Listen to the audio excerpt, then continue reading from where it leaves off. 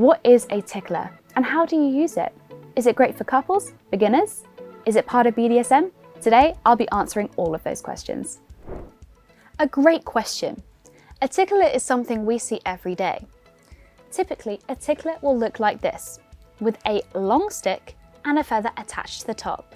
These can come in a variety of different styles, colours and looks as well. But what does a tickler do? Very good question. This can be used for soft BDSM, so it's perfect for beginners or for those who are curious about BDSM but have little to no experience. What you can do is comfortably put your hand on the grip just here, and then using the stick, you can glide it over the skin and it heightens your senses and tickles the skin as well, making it a fun, sexy way to enjoy BDSM. And it's also a great addition to the bedroom as well. Feather ticklers are perfect for couples and also good for foreplay. The long stick just here will give you maximum stimulation for pinpoint stimulation of the feathers. Did you find that video helpful? Why not check out our other FAQ videos in this collection? Do you have a question you'd like to ask us?